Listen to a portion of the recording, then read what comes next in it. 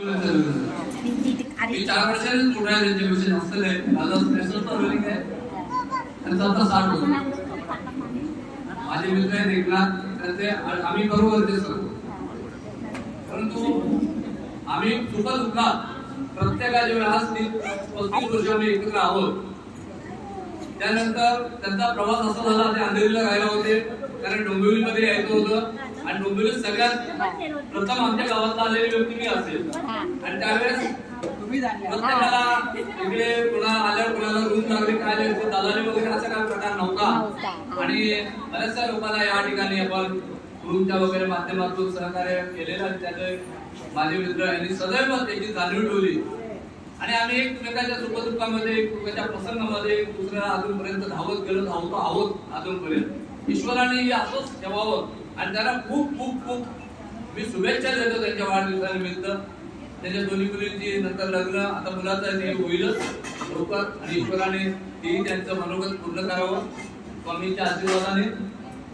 आम्ही आज जरी तुम्हाला असं वाटतं तिन्ही मित्र आम्ही आहोत आम्ही असं जीवन जगलो की बरेचसे मित्र आपल्या खाण्यापिण्याच्या गोष्टीमध्ये मैत्रीचा टिकवतात परंतु आम्ही ईश्वराच्या कृपेने स्वामींच्या कृपेने आज या स्टेजला आहोत की आम्ही खाण्यापिण्याचा जरी एकत्र आम्ही नसतो तरी चहा कॉफी आम्ही निश्चित एकत्र घेतो आणि आज बरेच वर्ष घेतो. चहाची फार आवड आम्हाला म्हणजे असताना मला चहा पाजायचे खास नरसी तिथलं सांगायचा उद्देश असा ईश्वराने त्यांना मुलं बाळ दिली आम्हालाही मुलं दिली सगळ्यांचं चांगलं झालं आणि ह्याच्या पुढेही त्यांचं चांगलं व्हावं अशी मी ईश्वरच्यानी प्रार्थना करतो.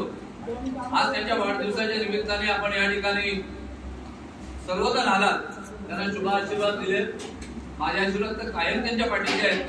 स्वामी समर्थांचे आशीर्वाद त्यांच्या पाठीचे आहेत आणि याच्या पुढेही आम्ही असंच त्यांना सांगतो की जसे निर्मल आणि निरागस राहिलो कुठेही कुणाचा द्वेष कधी केला नाही असंच आपलं आयुष्य निर्मळ आणि निरागस राहावं.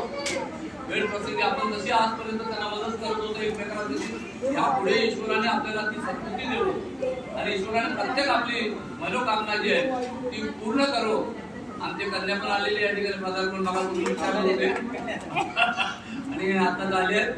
सांगायचा उद्देश हा की माणसाने कसं जीवनामध्ये आपण आपलं शून्यातून विषय निर्माण केलं तसं मिळालं. ते ज्या ठिकाणी राहत होते गोंदवली टेकडी ते काय एरियाचं तसं काय नाव बरोबर नव्हतं पण तिकडून आल्यानंतर त्यांच्या आयुष्यामध्ये फार मोठा एक कायापालट झाला आणि आज जे राजे तेवढे दिसतात हे अंधेरी सोडल्यामुळे डोंबिवलीत आल्यामुळे आज एवढं त्यांनी प्रगती त्यांची करू शकले. मुलाबाळांचं चांगलं शिक्षण लग्न जावई पण आम्हाला 2 मोठ्यासारखे मिळाले अगदी छान आणि आज नागपंड ही सगळी खेळताना पाहून आनंद वाटतो. ईश्वराने असं सर्वांना भरभरून मनातलं जे आहे ते द्यावं आणि तेवढ्या मी एवढंच सांगेन की जसं तुम्ही पूर्वी ज्या मेहनत आकार म्हणजे आता आमच्या प्रबंधाला पण आले बघा त्यांचा विषय चालला होता की मेहनत काय करावी. आम्ही त्यावेळेस मला 1900 सांगायची स्टोरी म्हणजे 1990ला माझी कंपनी बंद पडली. मी मिलमध्ये होतो मास्टर आणि त्यावेळेस काय करायचं हा मोठा प्रश्न होता. तेव्हा आमचे जेवढे सेल्स साईडला होते ऑल कंपनीमध्ये तुम्ही करू शकता का करू आपण आणि ट्राय केलं आणि पहिलं सेल्स लाईनला मला देवळींच्या मुळे मला ते लाईन मिळाली तेव्हा पार्लेजी 2 रुपये होता. त्या काळात पार्लेजी 2 रुपये होता. अशी आमच्या आयुष्याची आम्ही सुरुवात केली आणि मध्ये पूर्ण मार्केटात मुंबईची कुठली गल्ली मला वाटत तसं आम्हाला आम्ही सोडली असते मार्केटिंगसाठी आणि तितकं ते मार्केटिंग आमच्या डोक्यामध्ये भरलं गेलं तर आम्हाला कुणी घडवू शकत नाही आणि आमच्याशी कुठली स्कीम आणली तर कुठं बोलू शकत नाही. इतका अभ्यास आमचा शिक्षण कमी असून सुद्धा झालं.